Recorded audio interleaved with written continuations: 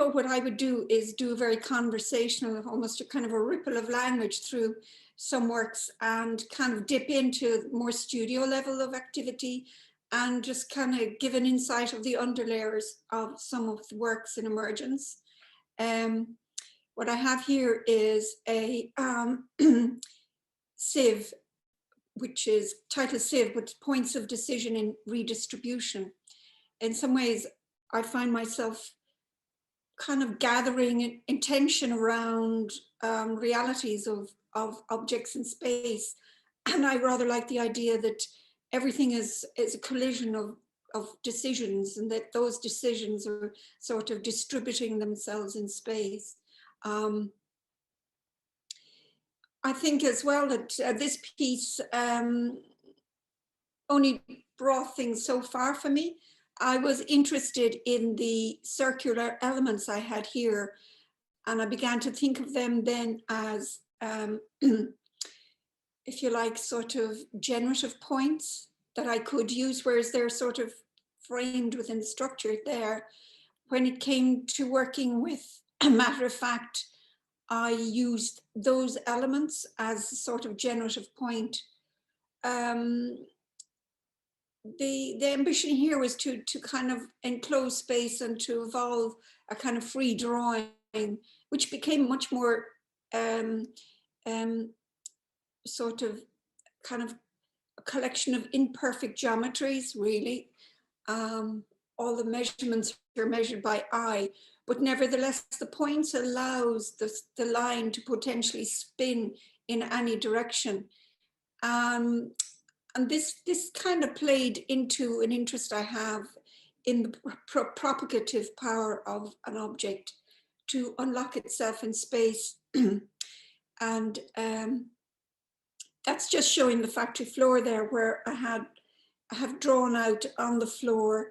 So there's a certain intimacy I had built with that floor, which kind of formed part of somehow the emergence of the piece. This little piece is called Anatomy, and I began to focus not just on the kind of curtain rings, which are the circles, as generative points, but also on the criticality of detail.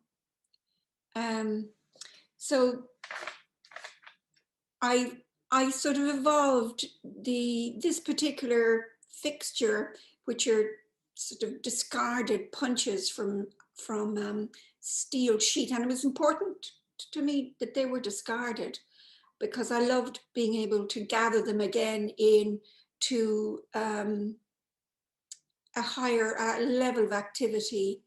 And I began to think of the joint itself as being a very simple anatomical joint. So I made this little piece, which was called Anatomy.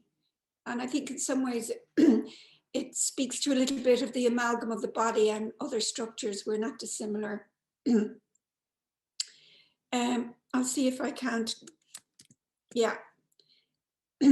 I also was interested in the atmospheres that an object such as this might create. And I made this little model with just wire and glass, which kind of dealt with a little bit of a sort of amorphous and rather elusive potential of a very speedy drawing to somehow harbor something strangely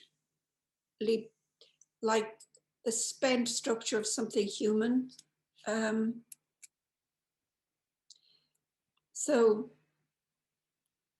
this is a close-up of the joint. I mean, the thing is that these very fine details and the criticality of the commencement and of the solution, in a way, the solution and the expression gets regathered and intensified by tuning into these details. Recently, I was reading a book by Olga Tokarczuk.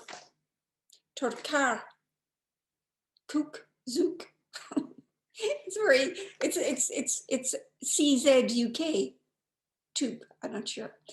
And she has, it's called Flights, and it's a very dispersed piece of writing. And I didn't really understand the book until I came across the word Kairos in it. And on examination, I was intrigued by this because Kairos is invariably described as, I think, a process of time and space wherein, say, for example, one propels a shuttle in weaving through a series of threads. As you're weaving, now, the interesting thing is that you have a point of action, an optimum point of action, which is the point at which you begin to activate that shuttle. You throw it through, and it's as though the weave opens before it. And it kind of takes a course in time and space, which is slightly different. It's interesting because this was a sort of Greek word to describe behavior of time, and it has this kind of agency in it, and it has this capacity to very liquidly move certain things with certain attributes more forward in time, as though that we need to reconsider time, that it's not chronological. In fact, the Greeks did have two words. One was more qualitative and the other was more quantitative. So I think in my work, I'm very much drawn to the more qualitative aspects and mobilizations and potentials within time. But the question was always with me, how, if are there true values, propagative values in matter? So like, I quite like the idea that the works are flexible, that they navigate that slip of continuum, that shuttle opened, and that they have that kind of live potential to adapt and to find themselves in still operating in different circumstances. Now I took this as almost like a drawing, really. I just put cloth on the floor because I wanted to be able to examine the drawing. Very elusive thing to actually draw. And I did no drawing whatsoever in approaching this because I didn't want to preempt any movement that I would make with it. This is just showing the interior element being made by being woven over a mold, and its parts are reassembled. I suppose you can see in the background there where there's a section of the piece which is separated off from the rest of the piece, but the fixtures allow the energy of the drawing to be maintained and undisturbed, which is critical. So that's just kind of some of the testings I would have done on site. And this is the piece in the National Sculpture Factory. And there again.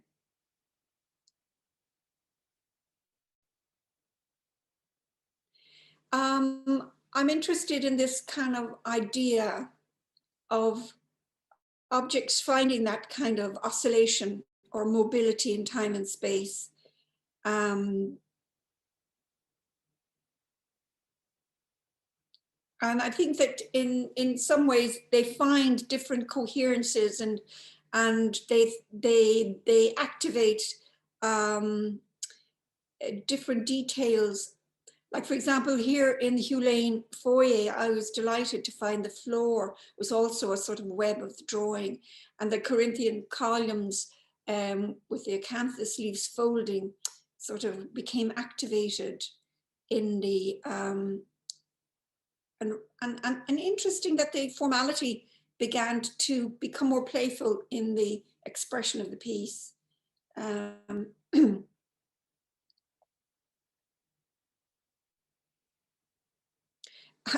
I'm putting everything into this because for me, every detail of the piece behaviorally becomes something that is part of it. These are bags that I have clipped on with elastics to protect the paint, but I love the way it humorously takes on a different personality as it's traveling, you know.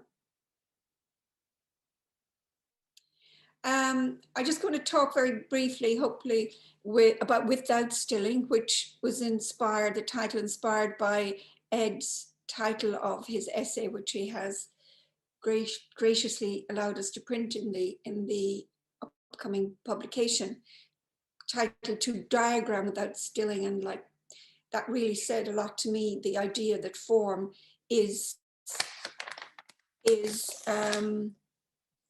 it never is still. It is in continuous motion.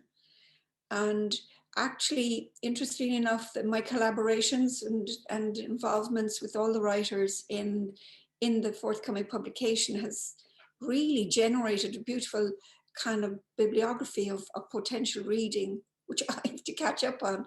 But one of the books was The Life of Forms by Henri Fauchelevent, which like he's just exquisite. I mean, it's written in the 60s sometime, but it doesn't matter because he has such kind of a live sense of matter. All material is live and form is in a condition of movement constantly. Now, myself, Clancy Moore Architects, Andrew Collum and myself there are involved in a conversation around the submission of a piece for a commission. I won't bore you with the details, but we got together and we began to think about this. Now, we were essentially drawn to something folded as being a very simple and essential modular piece that we could begin to evolve. We were interested in aluminium. So this is one of Colum's very light, very beautiful investigative drawings. So we began to conceptualize a serialization of many elements as sort of, and how that might in space work. But this would have been a very large piece, as I say, made in aluminium. This would have been an initial drawing of it, computer drawing. Now, what happened, of course, is we didn't get shortlisted because rather strangely they didn't think that ours answered the spatial requirements. But that's okay, that's fine. About a year later, I was in the Broad Museum and I went on from there exhibiting. And this is the fantastic thing about exhibiting. It gives you an opportunity to connect. And I went to Mohoy Naj or Moholy Naji, whatever way you want to pronounce it. He had a beautiful retrospective in the Chicago Institute of Art. And I was looking at this piece. But in particular, it was this piece of writing that really motivated me. This idea that, you know, there's an evolutionary urge towards a transformation of all transitional notions and the gradual process of growth in which several earlier currents have penetrated one another and thus have changed their very essence. This is kind of something that has, I mean, this was 2016 now, and I read the book by the book in which I discovered Kairos, because I didn't know it existed prior to that. But like in a way, these kind of merge as ways of understanding the evolution of idea in time and space, really. So I felt there's no reason why I can't reactivate that commission. So I started drawing some elements in, this is the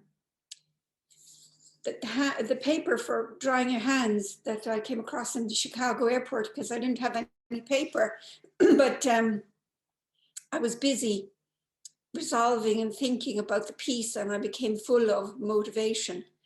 Fortunately, I went, I kind of essentialized it down into a very simple element, being aware that if one creates sort of surges of form, you really have to find a very astute, it's rather like the fixtures in the previous one. The detail itself has to resonate into much more universal potential so that there's a micro and a macro operative level of engagement going on. And so this was an initial sketch or gesture. And this drawing kind of still kept that more intangible spatial feeling going. So I began to do this type of drawing without stilling, just concentrating on that ideal form being in a condition of vegetation. And I began to sketch the piece on the floor. The interesting thing about if you find a really true generative point, and then it offers you whole loads of choreographic and linguistic kind of coherences as they emerge. And this piece allowed itself to curve very beautifully on the table. It meant that you could hold it in your hand, you could wrap it around. It just had so many. It was extremely playful to work on. These are little, and it evolved its own language. For example, these pieces were extensions, and you can see the tongues here coming out. And these were actually called, they were called extensions, and these ones were called tongues. So there was this kind of like slightly hairdresser feel to it, but not quite. The other thing is that I had to build a jig. So we had a series of jigs, and I had some, Angela Fulcher and Deirdre McKenna and Kathy Bacon were working with me. So we had a team, and there was this kind of tolerances. I built in tolerances that would allow for inflections of difference, but the inflections of difference became the true mobilization of the piece. You can see how easily they stored up and packed up. And eventually, interestingly, with the drawing of matter of fact still on the ground there somewhere and getting worn, this other piece emerged. So there's this kind of flow and integrative way. You can see the jig there to the left, where each piece, I just wet the 1.5 millimeter finished birch and formed it into the jig. And then you come back the next morning and and I like the gentility of the process. I really didn't want to do anything that would be very high tech. And I was encouraged to find a dovecot. On my way back from the show when it opened in Limerick, we first visited the Ballybeg dovecot, which you can see the intricacy of the stone. And you can see as well how beautiful the layers are registered and judged and leveled as you go. So, you can sort of assemble something and find points of assimilation and register as you go, as you build. So you can build quite intuitively, providing you're in contact with how the form works. The interesting thing, this would be obviously a stone piece, but the interesting thing about without stilling is that it had a tension side and a lazy side. And so what I did was I worked by interrupting the tension, but so much so that I still held a lot of the tension, which meant that the timber is actually flexing in the piece, so it still retains the tension. So that's kind of, if you like, incorporating the agency of the timber in the form. For me, it was very much inspired by Henri Fauchelon's writing and the question of what constitutes form, what form is. So this is a kind of Euclidean geometry which exists in the interior section of the piece and describes how we, and actually very much connects with Ed's, drawing in space, the kind of the perspective as a device for understanding space. This has that geometry and simple numerical markings as well, which delineate the numbers of the piece as it goes up. And also very interested in this piece, which my friend Claudia Kinmonth introduced to me, which is called a noggin. And it's beautiful because the fingers in a shaker piece of the same type express themselves on the surface, whereas the Irish noggin, in a sort of introspective moment, folds itself in like this. Yeah. Now, the absolutely exquisite thing about this object is there is no glue. It's all held in tension. And I mean, I was very, very, very interested in these fingers, or extensions, as I call them. But for me, ultimately, the extensions became the kind of rasping edge of exploration in form as we go forward. And so this is the piece, which changed from Limerick to becoming more itself, I think, in lots of ways, because I excavated the left-hand shoulder, which revealed a kind of shell-like or kind of inner anatomy of the piece in some way. In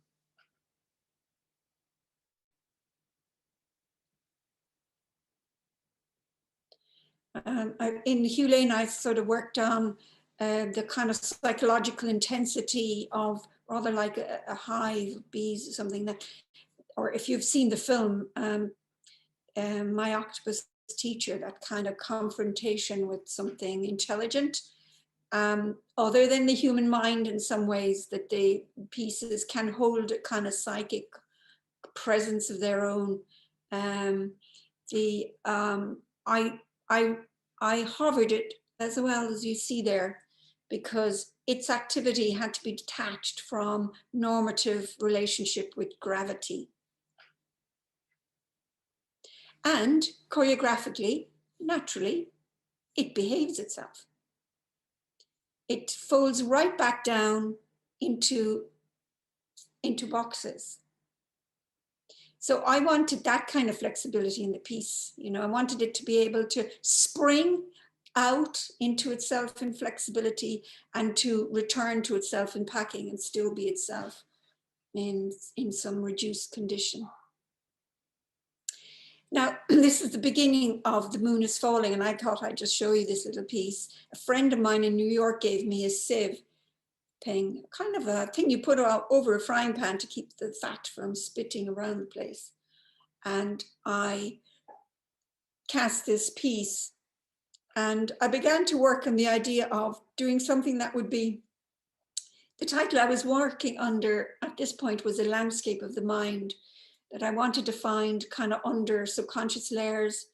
And sometimes I kind of felt that the strange thing about form is that it incorporates states of mind.